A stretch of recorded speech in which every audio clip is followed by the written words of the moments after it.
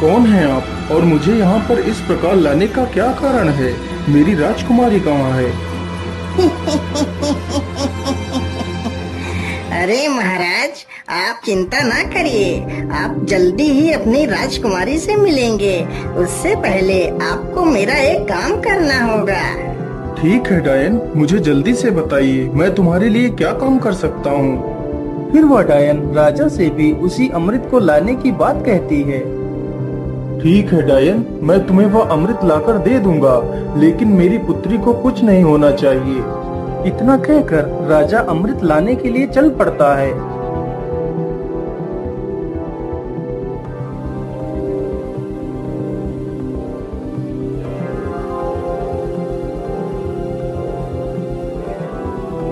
राजा चलते चलते उसी गुफा के पास पहुंच जाता है जहां पर उसकी पुत्री की लाश पड़ी हुई थी।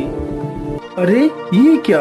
ये तो राजकुमारी पड़ी है, लेकिन मेरी पुत्री को क्या हुआ? हे भगवान, मेरी पुत्री को तो किसी जहरीले सर्प ने डस लिया है। इसका मतलब उस दुष्ट डायन ने मेरी पुत्री से भी वो अमृत लाने को कहा होगा। अब मैं उस डायन को जिंदा नहीं छोड़ूंगा। मुझे लगता है इस गुफा में कोई जहरीला सर्प भी है।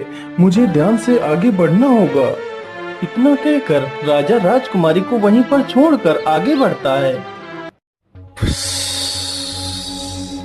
तुम्हारी हिम्मत कैसे हुई इस गुफा में आने की?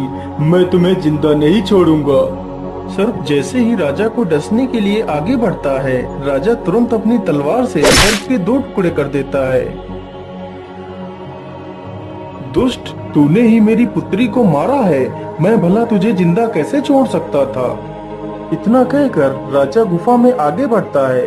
राजा जैसे ही आगे बढ़ता है, तभी एक तीर बहुत ही तेज रफ्तार से राजा को छूकर निकल जाता है। तभी राजा अपने कदम पीछे ले लेता है।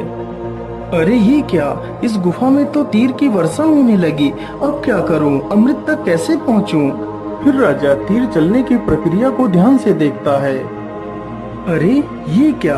जब एक तीर इस दिशा से उस तरफ जाता है, तभी दूसरा तीर उस दिशा से इस तरफ आता है। इसका मतलब यदि मैं एक एक कदम आगे बढ़ाऊं, तो मैं अमृत तक पहुंच सकता हूं। इस प्रकार राजा अपने बुद्धि के बल पर उस चुनौती को भी पार कर जाता है।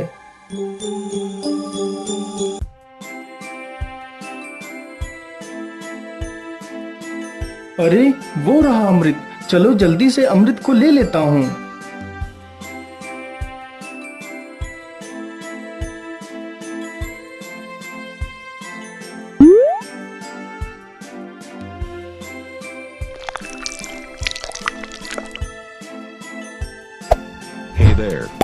मैं ऐसा करता हूँ, पहले मैं इस अमृत को अपनी पुत्री को पिलाता हूँ।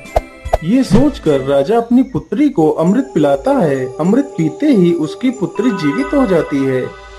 अरे पिताजी, आप यहाँ पर कैसे आ गए?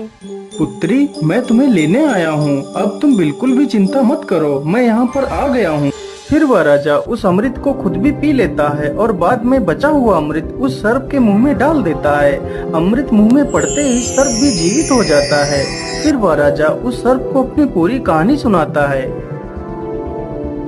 मैंने तुम्हें इसलिए जीवित किया है ताकि तुम फिर से इस अमृत की रक्षा करो। महाराज, मैंने आपको पहचानने में भूल कर दी। मुझे क्षमा कर दीजिए महाराज। अरे नहीं नहीं सर्पदेव, इसमें तुम्हारी कोई गलती नहीं है। यह तो तुम्हारा फर्ज था। अच्छा, अब मैं चलता हूँ।